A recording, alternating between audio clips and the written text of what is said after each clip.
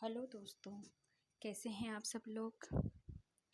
आज मैं लेके आई हूँ आपके लिए एक आलसी लड़के की कहानी। तो चलिए शुरू करते हैं हमारी कहानी। एक बहुत ही भोला भाला सा आलसी लड़का था। नाम से ही आपको पता चल गया है कि लड़का काम करने में कितना आलसी होगा। वह कोई काम नहीं करना चाहता था, बस खाना खाता, घूमता और सोते रहता था। एक दिन उसे किसी ने बताया कि एक आश्रम है जहाँ पर कुछ नहीं करना पड़ता है और हर दिन 2 समय का खाना और नाश्ता मिलता है। तुम वहाँ जाकर रहो। उस आलसी लड़के ने सोचा कि ये तो बहुत ही बढ़िया है और वह उस आश्रम में जाकर रहने को सोचा।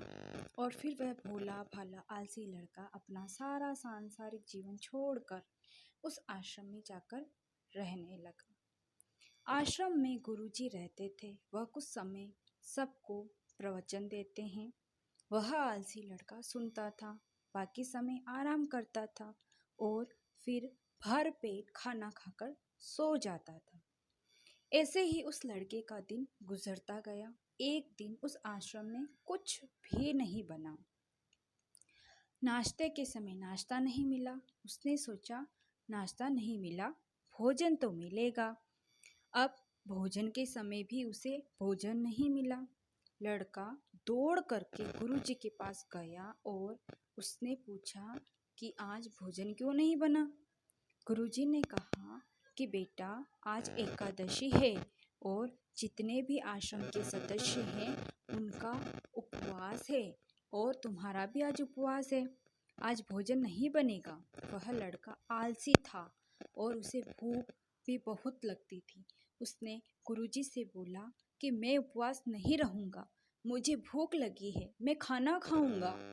गुरुजी ने बोला, ठीक है, जाओ भंडारे में से सामान ले करके आओ और आश्रम में नहीं, बाहर ले जा करके बना लो।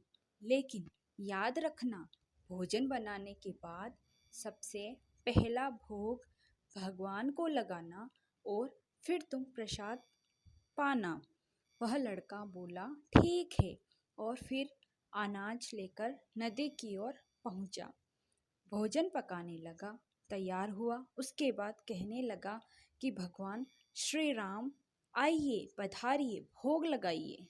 अब जब उसे लगा कि भगवान तो आ ही नहीं रहे हैं, तो फिर कहने लगा कि मुझे मालूम है आपको तो अच्छा खाने की आदत है, मैं बना नहीं पाया और मुझे अच्छा भोजन बनाने में भी नहीं आता, लेकिन जो भी रूखा सूखा बना है आकर खा लीजिए। भगवान श्री राम उसकी सरलता पर बहुत ही प्रसन्न हुए और उस लड़के को दर्शन दे दिए। उसने देखा कि भगवान श्री राम आए हुए हैं और उनके साथ में माता सीता भी आई हुई है। लेकिन लड़के ने सिर्फ 2 लोगों के लिए ही भोजन बनाया था, एक अपने लिए और दूसरा भगवान के लिए। और अब क्योंकि भगवान के साथ माता सीता भी आई हुई थी, तो उसने उस भोजन को माता सीता और भगवान के सामने ग्रहण करने के लिए रख दिया। भगवान श्री राम और माता सीता ने भोजन किया और उसके बाद जब वह जाने लगे तो यह भोला सा आलसी लड़का बोला कि प्रभु, आप आए, दर्शन दिए, बहुत अच्छा लगा। मुझे खाने को कुछ नहीं मिला, लेकिन कोई बात नहीं। लेकिन आपसे एक विनती है कि अगली बार जब आप आएंगे तो कितने लोग आएंगे ये बता दीजिए, ताकि मैं उतने लोगों के लिए भोजन बनाकर रख सकूं। भगवान श्री राम मन ही मन मुस्कुराए और फिर अंतर्ध्यान हो गए। लड़का आश्रम गया, दिन बीतता गया।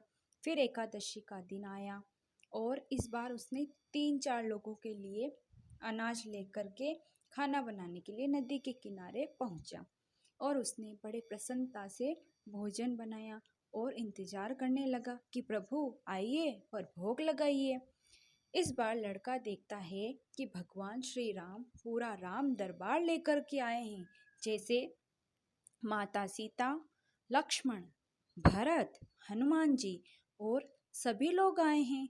लड़के ने 3-4 लोगों का भोजन बनाया था और इस बार भी भोजन कम पड़ गया। लड़के ने निराश होकर भोजन को प्रभु के आगे रख दिया। उन्होंने भोजन किया और फिर चले गए और इस बार भी लड़का फिर से भूखा रह गया। अब लड़का फिर आश्रम गया। दिन बीतता गया और फिर एकादशी का दिन आया और इस बार गुरुजी से कहने लगा कि गुरुजी, मुझे इस बार थोड़ा ज़्यादा अनाज चाहिए। गुरुजी सोचने लगे कि यह इतना सारा अनाज का करता क्या है, कहीं इसे बेचता तो नहीं है। फिर उन्होंने कहा कि ठीक है, भूख से परेशान रहता है। लड़के ने कहा कि नहीं गुरुजी, मैं भूख से परेशान नहीं रहता हूँ। प्रभु के साथ बहुत लोग आते हैं, उनको भी तो भोजन करना पड़ता है।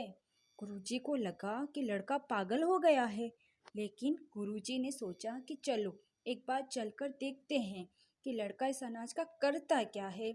वह भोला सा लड़का अनाज ले जाकर के नदी के किनारे पहुंचा और इस बार भोजन बनाया नहीं। उसने सोचा कि प्रभु हर बार ज़्यादा लोगों को लेकर के आते हैं, इस बार वह जितने भी आएंगे खुद बना के भोग लगा लेंगे। और फिर प्रेम से प्रभु को बुलाने लगा। गुरुजी ये सब छुप करके देख रहे थे कि भोजन तो बनाया नहीं और प्रभु को बुला रहा है। लेकिन लड़के ने देखा कि इस बार प्रभु के साथ बहुत से लोग आए हुए हैं, तो उसने प्रभु के सामने हाथ जोड़ करके कहा कि प्रभु, माफ करना, आप बहुत सारे लोग आते हो, मुझे संख्या पता नहीं होती है और मेरी हिम्मत भी नहीं होती है कि इतने सारे लोगों के लिए भोजन बनाऊं। आप स्वयं आइए, बनाइए, खाइए और भोग लगाइए। प्रभु मुस्कुराते हैं और अपने साथ आए सभी लोगों के साथ मिल करके भोजन बनाते हैं। गुरुजी ये सब छुप करके देखते हैं, फिर लड़के के पास आ करके कहते हैं कि तुम ये क्या कर रहे हो।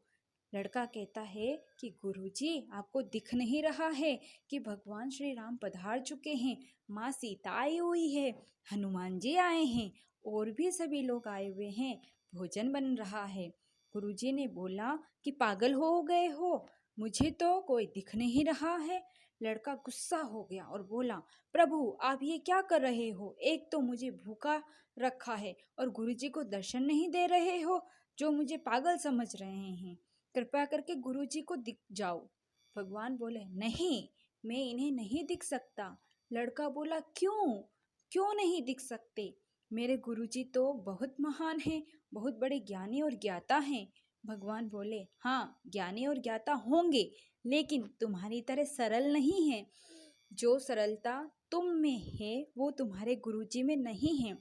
लड़के ने ये बात गुरुजी से कह दी कि भगवान श्री राम कह रहे हैं कि आप में सरलता नहीं है, आप मेरी तरह सरल नहीं हैं, इसीलिए आपको नहीं दिख सकते। गुरुजी की आंखें नम हो गई और रोने लगे कि और बोले कि बिल्कुल सही कहा, मेरे अंदर तुम्हारे जितनी सरलता नहीं है। और फिर माफ़ी मांगने लगे। फिर भगवान ने गुरुजी को दर्शन दिए। यह कहानी हमें सिखाती है कि जीवन में सरलता सबसे आवश्यक है। जितने सरल बने रहेंगे उतना जीवन में आगे बढ़ते चले जाएंगे। जब आप सरल होते हैं तो आप खुद भी मुस्कुराते हैं और दूसरों को भी मुस्कुराने की वजह देते हैं। तो दोस्तों, कैसी लगी आपको ये कहानी और क्या शिक्षा मिली आपको इस कहानी से, कमेंट करके ज़रूर बताइएगा। अगर आपको ये कहानी अच्छी लगी है तो लाइक करिएगा और शेयर करिएगा। धन्यवाद। जय श्री राम, जय श्री कृष्णा।